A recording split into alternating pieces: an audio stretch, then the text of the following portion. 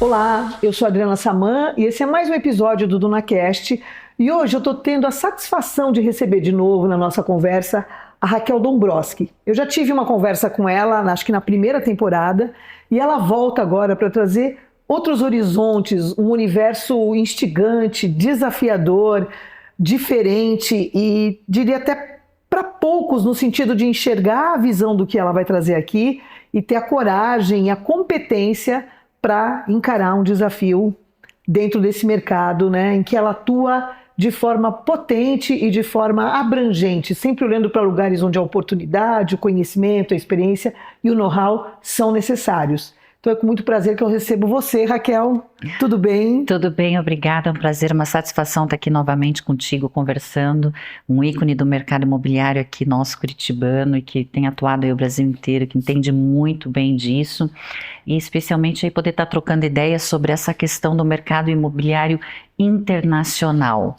Isso. Então, antes da gente falar, primeiro eu quero te agradecer, porque eu sei que a gente tem pessoas que são meio, vamos dizer assim, fã de carteirinha. E eu sei que você é, porque toda vez que eu publico alguma coisa, Adriana, gostei, Adriana, que entrevista legal. Sim, e sinceramente, assim, é muito gostoso. Dá uma força pra gente até continuar. E para nós é muito bom, porque para mim é muito importante conhecer as pessoas do mercado. Então, quando você traz um construtor para falar e eu consigo estender a história desse construtor, como aquele da Ponto BR, foi muito legal escutar a história dele, entender da onde ele veio, para onde, por que ele fez aquele prédio, o carinho que ele teve ao construir. Então, isso para nós faz muita diferença no mercado. Eu que agradeço e à tua disposição e com certeza consumo o seu conteúdo e vou continuar consumindo sempre. Legal. Fã número 1. Então, hoje o conteúdo é com você, né? Você vai ter que consumir o seu próprio conteúdo. Com certeza. E nós vamos começar falando então desse tema que, assim, quando a gente se falou, eu falei, puxa, que bom que alguém vai falar disso. E não só falar, é alguém que está no papel de quem atua, de quem é agente forte aí, que é o mercado imobiliário internacional. Então, eu queria que antes de você falar do que você está fazendo, me contextualizasse. Né? Como são as outras praças? O que viajando, você viaja muito, o que você enxerga? Para onde que está indo esse mercado? Dá um panorama geral para a gente, principalmente para quem não tem chance de estar o tempo todo fora olhando para isso, porque a maioria das pessoas vai para fazer turismo e olha uma coisa ou outra, mas você vai com esse foco, né? Sim, eu tenho participado do mercado imobiliário internacional desde 2016, quando eu comecei a participar da ANAR, da Associação dos Corretores Americanos. E todo ano eles têm um grande evento. Esse evento ele junta 20 mil corretores. É uma coisa assim... 20 mil? 20 mil. É incrível, é incrível. Onde que acontece, Raquel? Ele gira os Estados Unidos. Então ele já foi São Francisco, já foi Nova na York, Flórida, Los Angeles, já foi Chicago. Los Angeles, Chicago, a edição de Chicago foi maravilhosa. Então, toda vez que eu vou, é um mergulho ali no mercado imobiliário e como as coisas funcionam nos Estados Unidos. Então, a gente estava sempre dentro desse mercado, escutando, aprendendo, especialmente na questão de corretagem, como funciona o direito imobiliário, e é uma coisa que eu sempre estava prestando atenção. Quando eu viajava para a Europa, também sempre eu olhava o mercado imobiliário, como é que funcionava, como é que estavam as vendas. Sim. E nós passamos aí por vários altos e baixos. Tivemos a crise de 2008, depois tivemos a crise de 2011 muito grande na Europa. Com essa crise de 2011 ela refez muito o mercado imobiliário deles. Depois nós tivemos o Covid, que pro setor imobiliário não foi uma crise, foi um levantar. Com certeza. No mundo inteiro a gente teve uma coisa incrível, foi incrível realmente. Foi imprevisível, né? Imprevisível, incrível o quanto revolucionou o mercado imobiliário a pandemia, e você pode ver em todos os países funcionou exatamente da mesma maneira, e nos Estados Unidos foi incrível. Nós tivemos uma migração interna gigante do norte para o sul. Porque lá, no mundo inteiro, as pessoas aprenderam a trabalhar remotamente. E aí, no que aprenderam a trabalhar remotamente, as pessoas que moram lá, por exemplo, em Nova York. Você morava em Nova York, o custo de Nova York é altíssimo, a metro quadrado caríssimo. Aí a sua empresa fala assim, agora você pode trabalhar de casa. Aí, puxa vida, aquele inverno tenebroso que é de Nova York, né? Uhum. Então, a possibilidade de você poder se mudar para a Flórida ou para Texas, né? E ter esse sol, né? Esse sunshine todo o ano, os Estados Unidos jogam muito golfe, poder praticar seu golfe o ano inteiro e por um preço que era, sei lá, 1/5 do metro quadrado. Então, houve essa migração muito grande, o mercado imobiliário da Flórida realmente floresceu. Bombou, porque as pessoas saíram de regiões mais frias para comprar imóveis, até porque poderiam trabalhar remotamente, é isso? Exatamente. Olha só. Isso revolucionou muito e fez com... Hoje, no mundo inteiro, também no Brasil está acontecendo, as empresas têm voltado cada vez mais. Então, começou-se com 1, 2 vezes por semana. Isso. E agora eu tenho acompanhado muito o mercado imobiliário americano, a gente tem escutado muito realmente essa volta. Mas aí os mercados de Nova York e tal, eles se resgatam ou não? Esse êxodo continua? Assim, hoje diminuiu um pouco, o mercado americano hoje é muito interessante porque a gente não pode desconectar o mercado imobiliário da geopolítica também, né? Tá. Porque da economia. Deixa eu só fazer um parênteses antes da gente entrar aí, eu não quero perder isso de vista, geopolítica e mercado imobiliário. Como começou o teu interesse em abrir fronteiras aí? Como é que isso começou para você? Curiosidade. Uhum. Começou muito com curiosidade, eu sou uma pessoa muito curiosa, então no que a gente viaja, a gente está sempre olhando para o lado para ver se tem alguma oportunidade, se tem algum negócio, e eu sempre viajo e ia, e quando me convidaram para esse evento, eu falei, nossa, eu amo evento. Adoro aprender. Adoro estar lá, né? Adoro. Ouvir numa palestra, especialmente se não é meu tema. Porque quando puxa vida, direito imobiliário, alguma coisa, loteamento, a gente já sabe, claro que eu tenho muito a aprender, mas é uma coisa que eu já sei. Agora, se você fala assim, Raquel, vamos num evento de inteligência artificial, eu amo. Porque uma coisa que me diz pra mim estou descobrindo esse mundo explorando, agora. Né, Raquel? É um evento eu estou indo para a China, inclusive, para ver o mercado imobiliário de lá. Esses dias eu estava fui num evento sobre como importar da China. Não faço importação da China, mas é uma coisa diferente. Sim. Então, contabilidade. Contabilidade é um mundo que, meu Deus do céu, assim, é outro planeta. Então, eu amo ir num curso de contabilidade, porque é diferente. Eu gosto de números, são outros números, tá sempre aberta, né? Esse débito e crédito, meu Deus, nunca fecha, né? Contabilidade é uma coisa incrível. Nunca sobra alguma coisinha ali. Olha, você nunca consegue fazer o negócio fechar, esse negócio de débito e crédito e ativo e passivo. Então, assim, e essa questão do mercado imobiliário me pegou dessa maneira. Mas assim, ao longo dos anos, eu sempre olhava mais com essa parte de olhar imóveis lá para comprar como oportunidade, no sentido de comprar e deixar para locação. Isso mais Estados Unidos, no teu caso? Mais Estados Unidos, porque assim, a Europa ou Dubai também já fui 2 vezes, especificamente para estudar o mercado imobiliário. Fiz missão técnica em Dubai, Emirados Árabes. Lá é um pouquinho mais difícil da gente entender, porque você teve um boom imobiliário muito grande e lá, assim, porque você tem que olhar o mundo geopoliticamente, né? Então, quem investe em Dubai... Isso, vamos falar um pouco disso. Quem investe em Dubai, você vê muito russo, tanto que os hotéis lá são feitos para quem? Para o russo. Você chega, eu fiquei hospedada naquele hotel mais caro, aquele de 8 da ilha, aquele da ilha, eu esqueci o nome agora. O que é um hotel para russo? Um hotel para russo, assim, você chega e tudo é folhado a ouro. Mesmo? Os russos gostam de ouro? Adoram ouro, coisas douradas, e assim, tudo dourado. Sabe aquela monarquia russa? Assim, parece que você está entrando num palácio dos russo. Dos czares, assim. E aí eu perguntei, porque nos Estados Unidos a gente tem Four Seasons, é muito clean, é elegante, mas lá não. Lá tem que ser tudo rebuscado.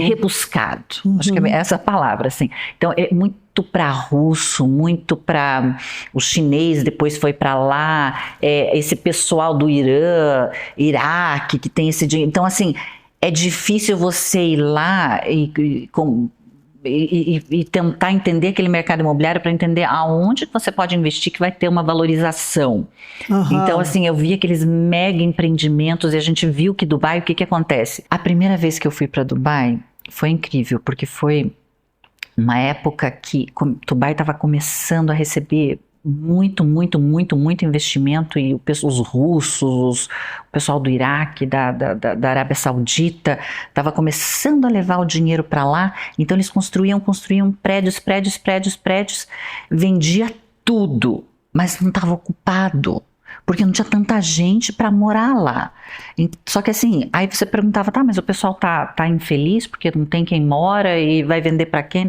Não, tá tudo ok, o pessoal está contente. Por quê? Porque lá realmente se consolidou como um mercado de atração desse tipo de capital.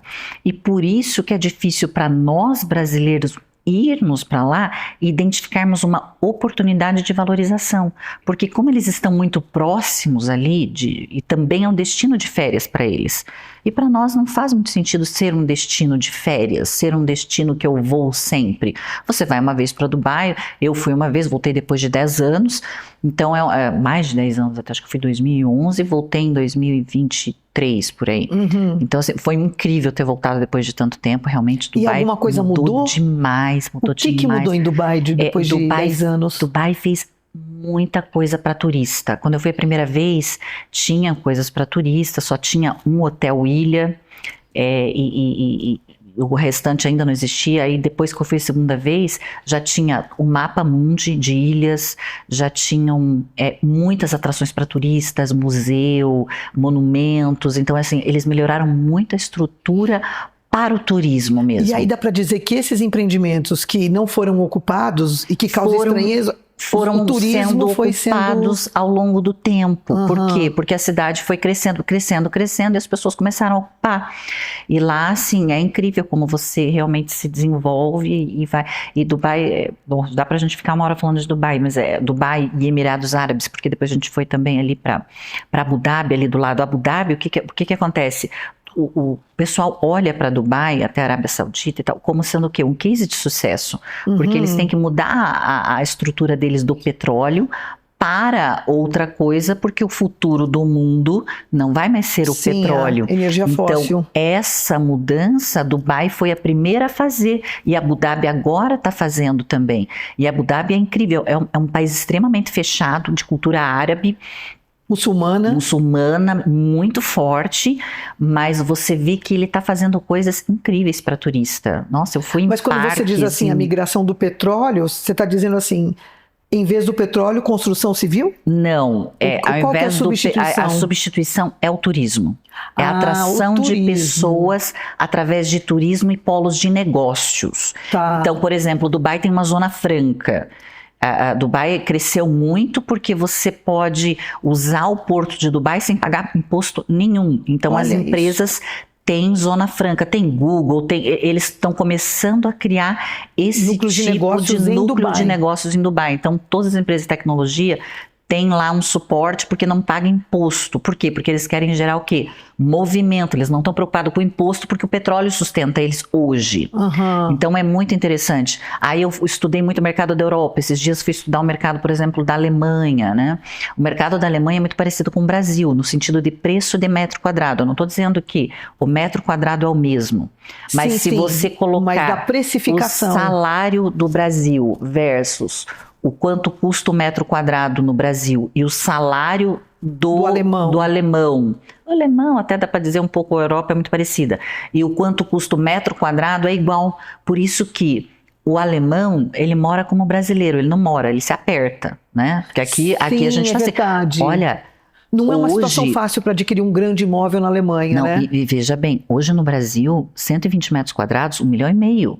1,5 milhão. Sim. Então, para você 1,5 milhão hoje no Brasil, você é uma classe média bem legalzinha, né? Sim. 1,5 milhão. Média quase alta, né? Quase alta. E 120 metros quadrados nos Estados Unidos é Minha Casa Minha Vida.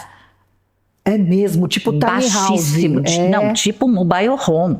Uma mobile home tem 120 metros quadrados. Uau! Porque uma casa, Minha Vida lá, voltando um pouco para o mercado imobiliário americano, a diferença, porque por que é bom ir para os Estados Unidos e morar nos Estados Unidos? Pelo poder de compra da moeda. A gente não sabe o que vai acontecer agora com o governo Trump, mas assim, o bom de estar nos Estados Unidos é que eu ganho $15 por hora ou $20 por hora ali para trabalhar no Starbucks, que dá, sei lá, $2.000 e pouco por mês. E com $2.000 e pouco por mês, como funcionário do Starbucks, Você eu compro compra um 2 excel- iPhones. Não, eu compro 2 iPhones. Por mês. Não, quantos, alguém que trabalha na tua empresa de secretária ganha ali R$2.000. Nem isso a coitada ganha, mas que seja R$2.000. Ela compra quantos iPhones no mês de trabalho? Nenhum. Não, ela tem que trabalhar 2, 3, 4, tem que trabalhar o quê? 5 meses para tu 5 comprar um meses, iPhone? exatamente. Ela tem que parcelar e não gastar com mais nada, né? E não gastar Só com mais iPhone. nada. E se ele não gastar com mais nada do salário dele, ele compra 2. Então, olha como você vive bem nos Estados Unidos. Porque você tem um poder de compra, inclusive de metro quadrado. Nos Estados Unidos, se você ganha ali $4.000 mês uma família, você mora numa casa de 140 metros quadrados. A casa que nós estamos...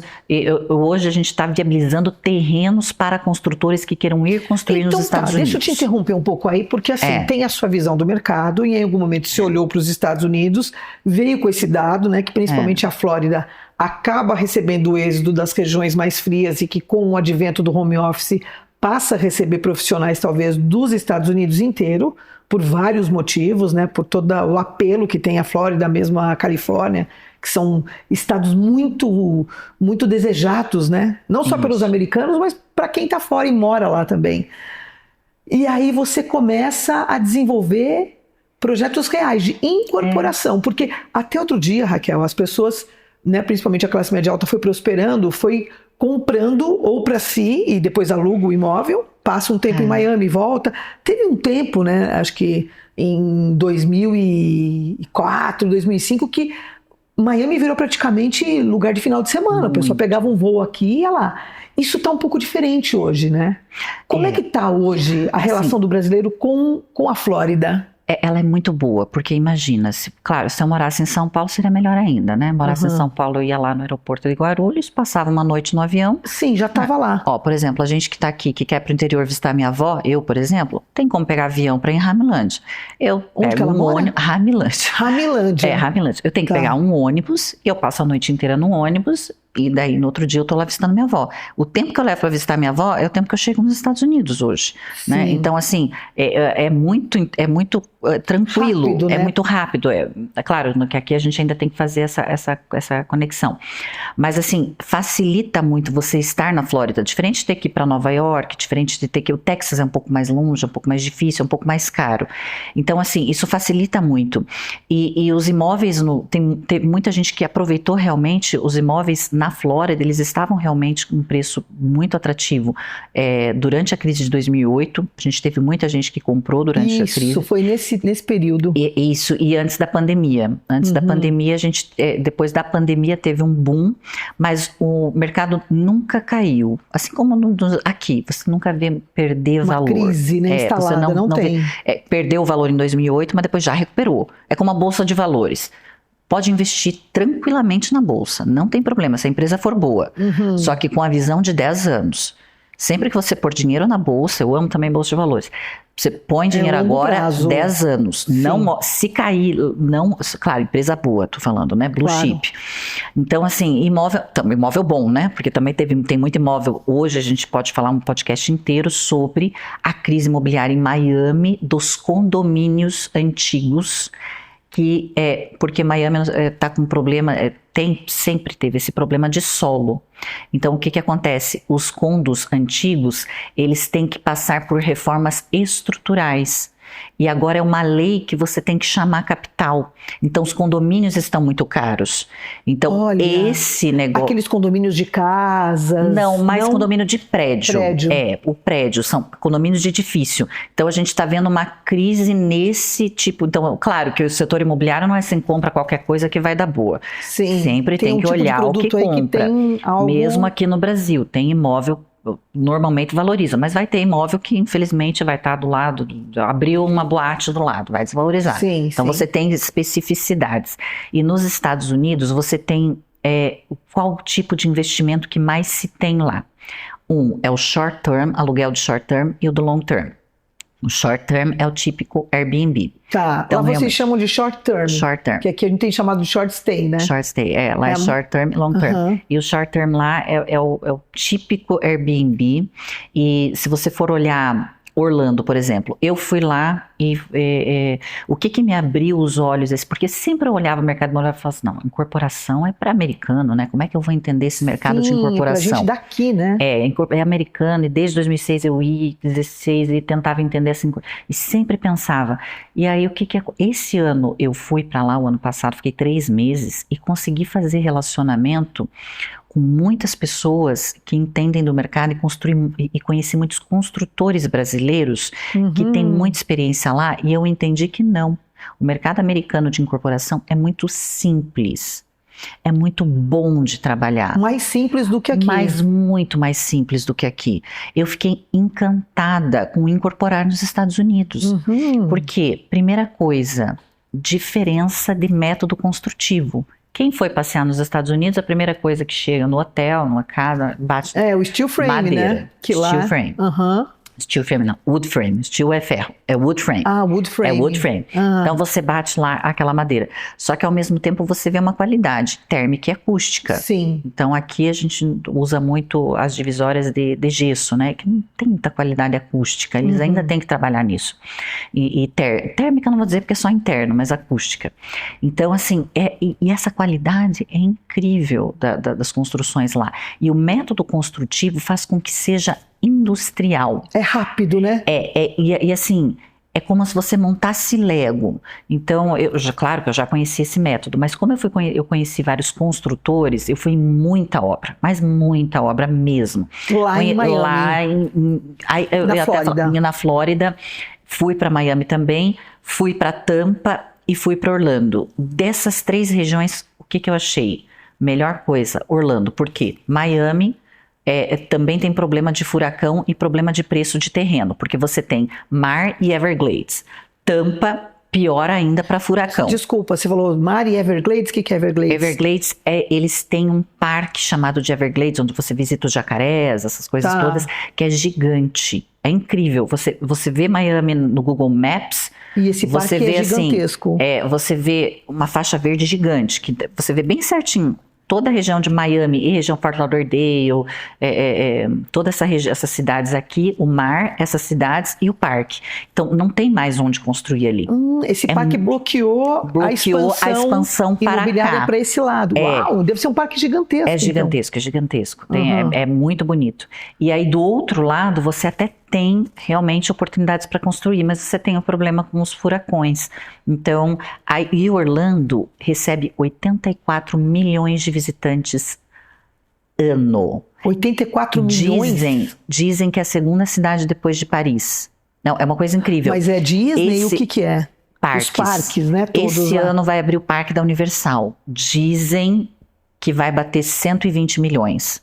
Porque o Parque da Universal vai ser 2 vezes o Magic Kingdom. Isso vai ser uma coisa assim, fantástica.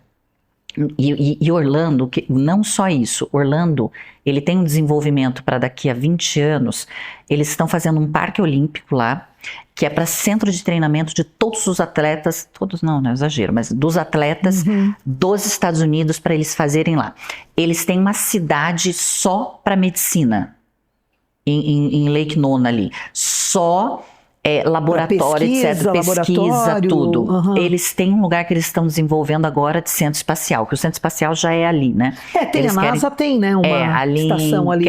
Cape Canaveral, né? Canaveral, mas ele fica mais no litoral. Eles estão fazendo ali.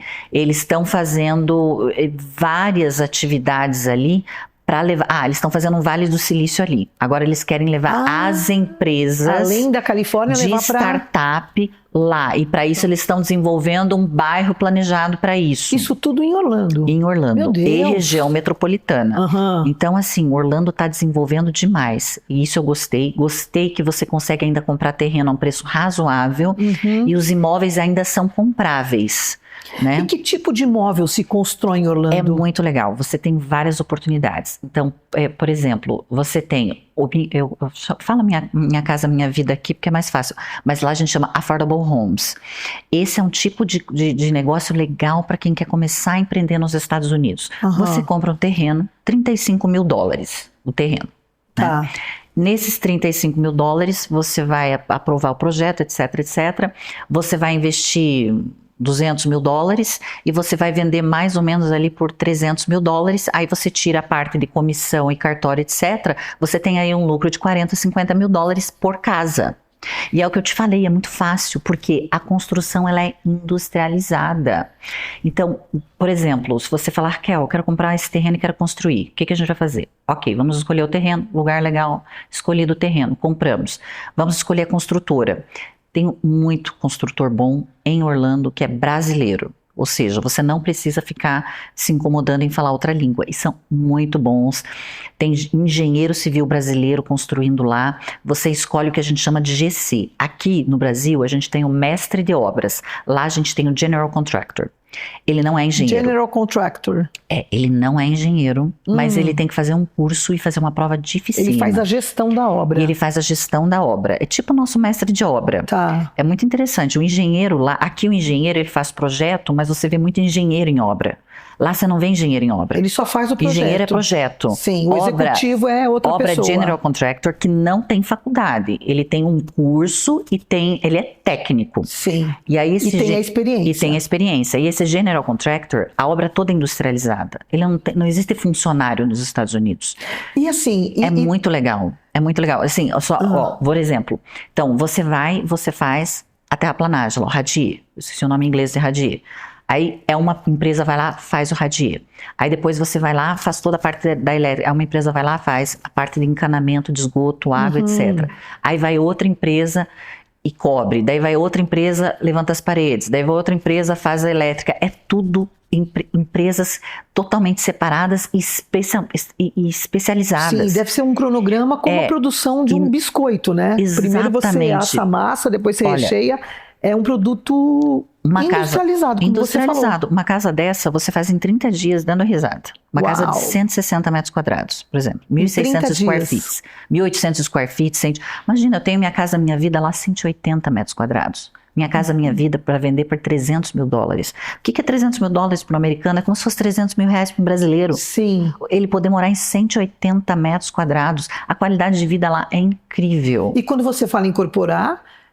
o construtor aqui incorpora lá, o incorporador daqui incorpora lá, para vender para o americano. Para o americano. Ou para o brasileiro, para quem estiver lá. Mas assim, quando você fala em affordable homes, normalmente é americano ou pode ser mexicano, etc, né? Sim. Mas é para o trabalhador. Então, uma região que a gente gosta muito é uma que tem centros de... Tem uma região de Orlando, da grande Orlando, que tem muito centro de distribuição.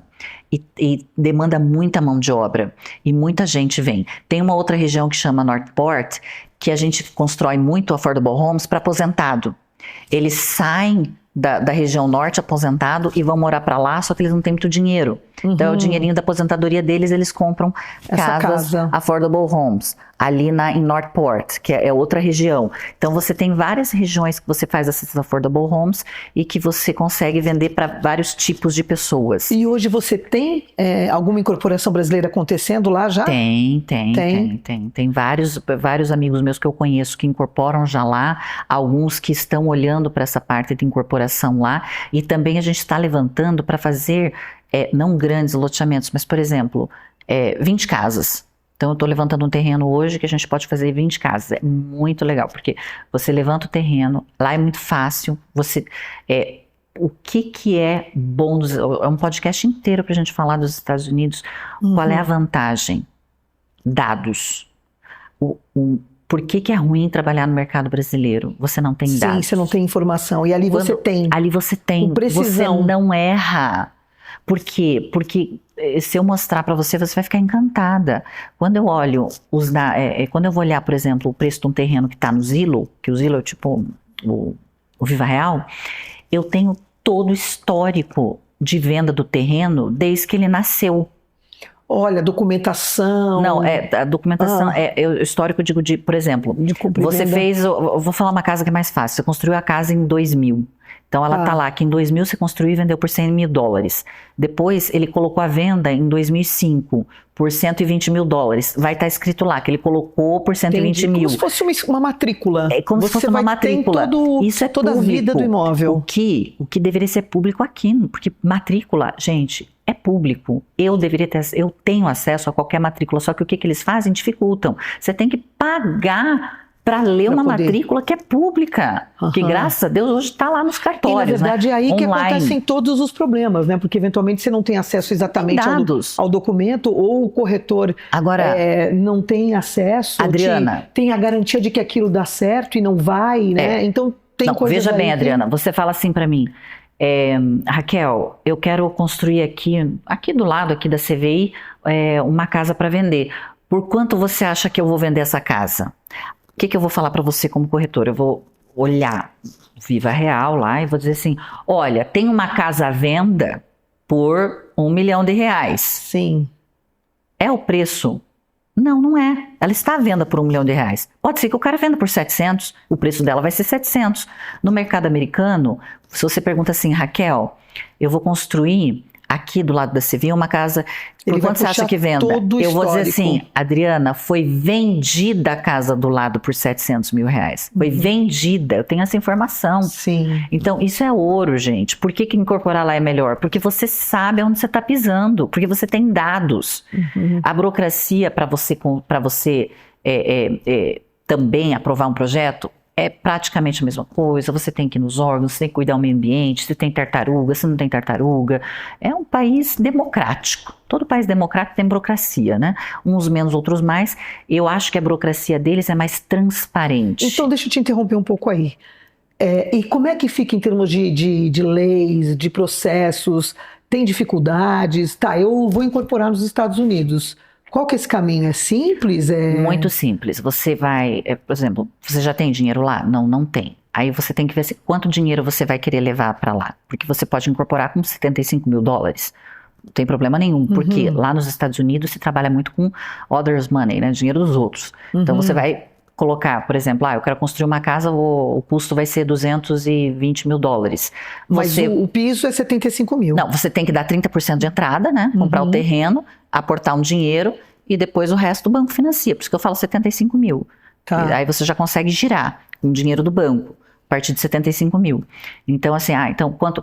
Puxa, eu queria levar mais alguma coisa, porque assim, hoje a gente não sabe como vai ser o nosso país, a gente vai ter uma eleição em 26, quem vai ganhar, depende de quem vai ganhar, a situação não vai ser fácil pra gente, né? Então a gente tem que, o dólar tá 5,62, gente, 5,62,9. Lá no teu relógio tá no meu relógio, isso? eu olho o dólar tá toda hora aqui, né? Relógio, 62. Então, assim, no dia de hoje que nós estamos gravando, oportunidade para começar a levar teu dinheiro para fora. Hoje você tem a Nomad, hoje você tem a Wise, você já pode colocar teu dinheiro em dólar, entendeu?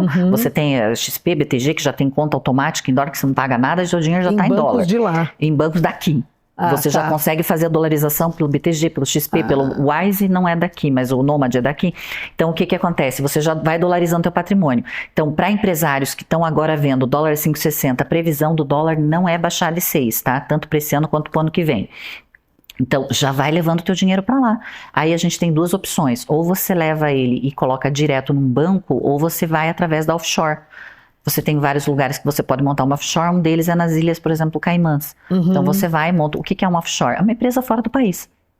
Nada mais do que isso. Você pode ter uma offshore lá, você pode ter uma offshore no Paraguai, você pode ter uma empresa fora do país, offshore, né, fora da costa. Então o que acontece? Você vai lá nas Ilhas Caimã, você abre uma empresa tua, aí você abre uma conta, por exemplo, eu quero ter dinheiro nos Estados Unidos. As Ilhas Caimã sempre aparecem, Sabe a questão tributária. Exatamente, questão tributária. Eles têm um valor assim... Você não paga tributo por estar lá. Você faz sua contabilidade, você pode oferir lucro, você pode fazer... É questão contábil. Tipo um território neutro. Tem BVI também, né? Antigamente, Ilhas Virgens Britânicas. Antigamente, BVI, Ilhas Caimãs também tinha uma proteção. Se você colocasse lá, o governo não sabia de nada e não informava nada, mas hoje não tem mais isso. Tudo é transparente. É tudo muito transparente. Acessível. Você não tem...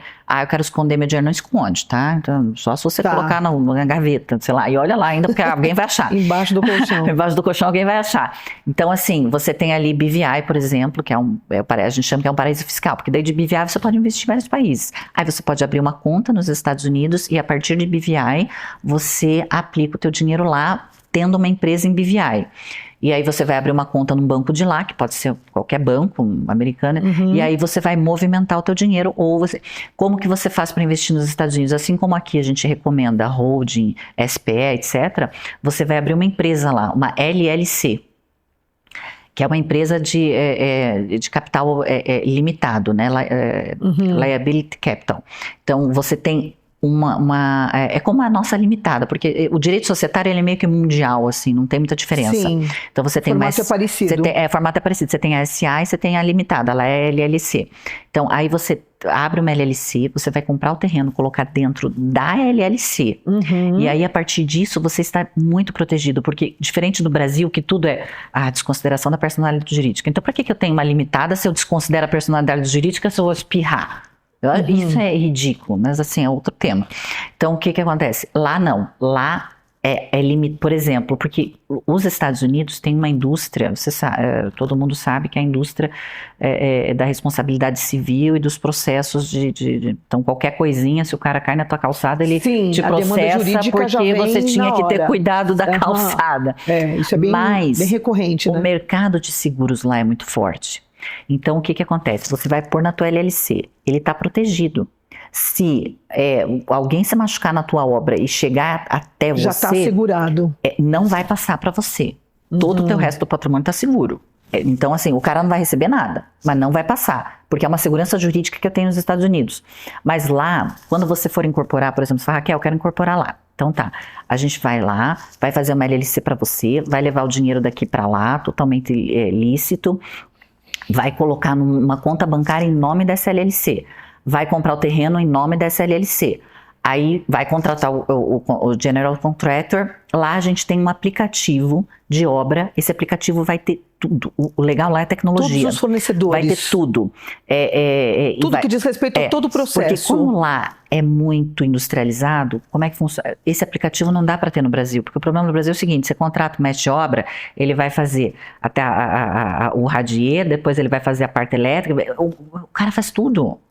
Praticamente, você vai construir uma casa Minha Vida, ele dá conta da obra inteira. Não é uma etapa para cada pessoa. Não é um mestre de obra que vai fazer, ele vai botar a mão na massa. Industrializado não, né? Não, então lá nesse aplicativo você vai ter assim, o teu terreno, nesse teu terreno você vai abrir lá, você vai ter por exemplo, o contratado, porque daí ele é todo interligado entre os fornecedores também. O fornecedor vai lá e recebe uma ordem no celular dele. Mas você tem autonomia para escolher o fornecedor. Você pode ajudar a escolher o fornecedor, mas o GC trabalha com os fornecedores dele. Cada GC tem os seus fornecedores. Ah, tá. O GC que foi contratado para fazer a gestão da obra. Dificilmente você vai falar com o GC assim, vai falar assim, puxa, GC, eu conheci um cara que faz telhado ali que eu acho que vai ser bom. Ele vai falar, olha, eu não vou trabalhar com ele. Meu time é esse aqui. Eu já tenho esse aqui faz todas as minhas obras, eu já sei que ele é bom e ponto final. E outra coisa, quando ele vai contratar, sempre que ele contrata, tem que ter seguro. O GC tem seguro e o contratado dele tem seguro. Então, dificilmente vai chegar alguma coisa em você. Porque se o empregado dele tiver problema... É ele que se responsabiliza, não porque você. ele tem seguro. Deixa eu te falar, Raquel, só pra gente ir, eu preciso ir concluindo, porque eu já notei que esse tema... Vai longe. A gente poderia fazer uma série, né? É uma série, é verdade. Só pra gente ir concluindo algumas coisas, antes de falar do teu trabalho específico, que eu acho importante saber, quem nos ouve, né? A gente pode ter aqui muitas pessoas ligadas em corporação que queiram, no mínimo, ter uma conversa com você para entender isso dentro do detalhe, né? Do teu know-how, porque você tem construído esse know-how ao longo dos anos. Vamos falar um pouco desse lugar geopolítico. Nós estamos aí com um governo bem polêmico, né? Do Donald Trump, com todo... Isso tem afetado essa atividade? Como é que você está enxergando isso? Isso tem afetado, sim. Tem afetado. O mercado americano inteiro, ele está um pouco... Porque, assim, o mercado americano, especialmente esse mercado do Sul, que desenvolveu muito... Sim. Ele estava em plena expansão. Quando chegou a época da eleição, ele já deu uma freada. Por quê? Porque o americano, ele olha muito para frente. Então, puxa, quem vai ganhar? Aí, quando ganhou o Donald Trump, todo mundo ficou animado, tal e tal. E, de repente, ele começou a vir com esse negócio do Canadá, não sei o quê, tomar canal do Panamá. E aí, assim, a gente está vendo que as coisas lá estão um pouco mais lentas. Tá. E o pessoal tá mais reativo. o que eu tô falando assim, agora pode ser uma boa oportunidade para entrada, porque a gente está vendo que os preços Estão caindo. eles estavam numa subida e agora eles estão dando uma acomodadinha, que eu acho que é um ponto bom de entrada. Quem quer comprar casa para locação, porque a locação vai continuar sempre, porque os Estados Unidos não tá ali, né? ali Se não movimentando para, o né? tempo todo. E quanto mais crise, mais o mercado de locação aquece e o mercado de venda desce, porque as pessoas não vão comprar, elas vão, não, eu tô casando. É uma tendência cultural, né? Não, Que o eu tô aluguel casando tá em agora, alta. eu vou locar e vou esperar para ver o que vai acontecer, porque será que eu vou ter emprego? Sim. Porque assim, ninguém sabe, eu estudo muito essa questão do Trump, o que ele quer.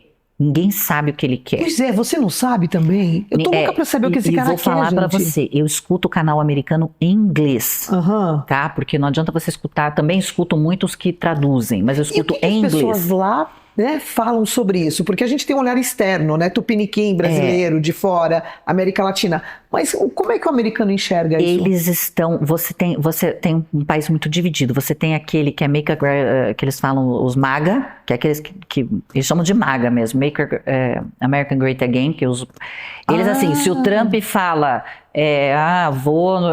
amém pra tudo. Então você tem ali uns 30% que acham que o negócio tá muito bem.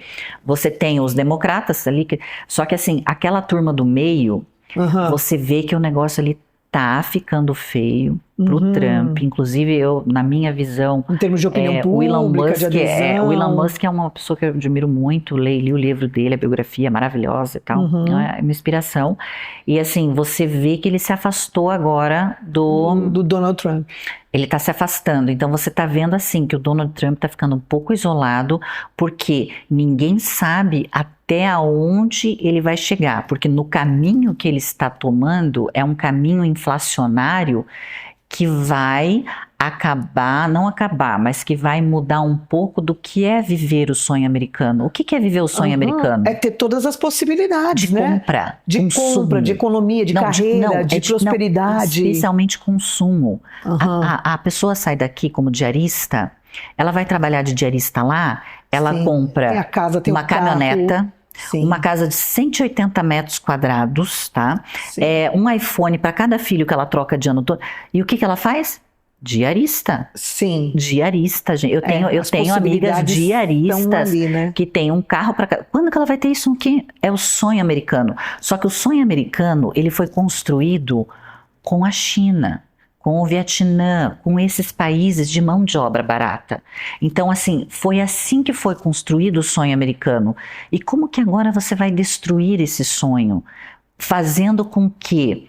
Porque essas tarifas não é o chinês que paga, é o americano. Sim, ele está diminuindo o poder de compra dos americanos e travando o escambo comercial com esses países, né? Então assim, o americano vai faltar, só que a gente vai ter uma nova conversa em junho, tá? Porque junho é o mês.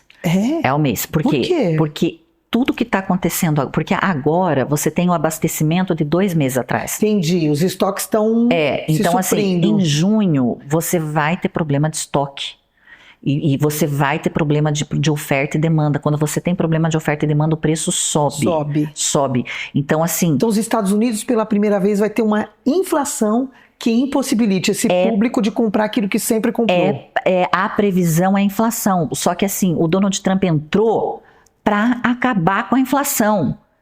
Então, só que tem alguma confusão aí que ninguém está entendendo, porque assim, agora...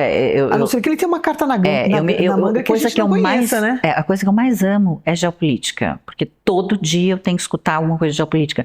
E assim, quando você escuta geopolítica, você fala assim, gente, isso parece coisa de televisão, porque é o Donald Trump dizendo assim... Viu, China?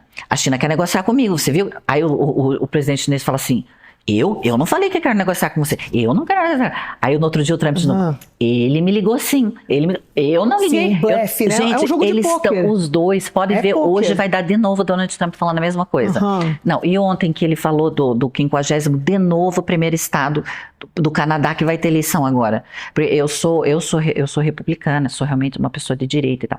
Então, aí o que acontece? A gente queria que o Canadá tivesse um primeiro-ministro conservador Aliado. de direita, não aliado, mas de direita, Tá. porque a gente sabe que esse é o caminho para o bem-estar social. Aí o que acontece? Ele vai eleger de novo, apesar de que esse novo primeiro-ministro canadense é muito melhor do que o anterior, Aham. mas vai ser um De uma linha socialista. menos conservadora. Menos conservadora, menos cuidado com a economia, entende? E o Canadá, a gente pode conversar também, estudei muito mercado imobiliário canadense e sobre a cultura canadense, é um estado muito interessante de se trabalhar, não é um estado bom para se trabalhar, ele é muito Particular. socialista, dá para dizer. Por que os Estados Unidos é bom? Porque ele é um capitalismo que você consegue empreender, ganhar dinheiro e todo mundo ganha dinheiro. Então vamos lá, vamos fechar, porque agora eu preciso entender qual que é o teu papel nessa história toda. Você está oferecendo o teu know-how para quem tem esse interesse? Como é que você se movimenta nessa cadeia? Então, como eu estudei muito o mercado e trouxe muitas oportunidades, eu tenho juntado pessoas que querem investir lá para que a gente mostre essas oportunidades e comecem a conhecer o mercado imobiliário americano. Ninguém está dizendo que é para comprar amanhã, mas o que eu recomendo é dolarizar sempre o patrimônio. Sempre que puder, coloca um pouco de dinheiro lá, porque assim, por mais que aconteça o que for acontecer com o Donald Trump, o dólar ainda é a moeda mais forte do mundo e ainda vai continuar sendo. Então, e com ele, a gente pode encontrar um mar de oportunidades agora. Então, assim, o que eu vou fazer é ajudar quem quer ir para os Estados Unidos, olhar o mercado imobiliário, seja para começar a comprar um imóvel. Agora, gente, no Reunion, melhor condomínio dos Estados Unidos. Reunion, um condomínio que tem 3 campos de golfe renomadíssimos. Onde que fica? A Flórida fica também? Fica em Orlando, no sul de Orlando. Tá. Um apartamento. Se alguém quiser conhecer, Reunion. Tá. Como Orlando. se fala, se escreve em inglês. Tem apartamento à venda lá por $220 mil. Então, gente, é um apartamento de 1.400 square feet, dá mais ou menos 140 metros quadrados. É muito bom o preço. Você vende esses imóveis também? Também posso auxiliar na venda. Onde que a gente te acha, então? Me conta. Bom, quem quiser achar pode me achar no Instagram, que acho que é a maneira mais fácil, né? Que as pessoas entram lá. Eventualmente alguém está te ouvindo e vai falar, puxa, né? É mais fácil, Raquel Dombi com B mudo, né? De Dombrowski. Tá. Aí pode se conectar lá, a gente bate um papo e só para conversar também, eu acho que trocar ideias sobre o mercados, etc, é sempre muito bom. Também a parte do loteamento, entendo muito desenvolvimento urbano, uma coisa que eu gosto. Você é uma entrevistada que eu sempre acho que eu fico devendo, porque assim, infelizmente a gente tem um tempo, e como você falou, né, a gente precisa de um tempo para quem nos ouve também ter interesse em continuar ouvindo e tudo mais, mas você está num lugar de conhecimento muito amplo, né, como boa curiosa que está o tempo todo buscando, então quer dizer, a gente poderia abrir um braço aqui para cada tema desses. E na próxima vamos falar sobre China, porque eu estou indo para a China agora. Quando que você vai? Eu vou dia 24 de maio, só para entender o desenvolvimento urbano da China e as tecnologias aplicadas. Tá, então já fica, né, nós vamos eu estou numa ansiedade assim absurda. Você quer falar de China, eu entendo muito tudo de China, porque eu até chinês estou aprendendo a falar já. Eu ia perguntar. Aí você chega lá e fala chinês ou... eu vou tentar falar.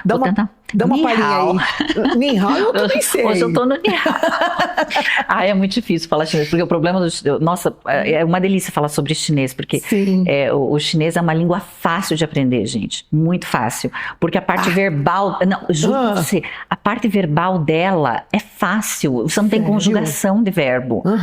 Até o eu, tu, ele, nós... É tudo a mesma coisa. Só que você coloca men para você colocar no plural. Então, é muito fácil. Como que fala obrigado em chinês?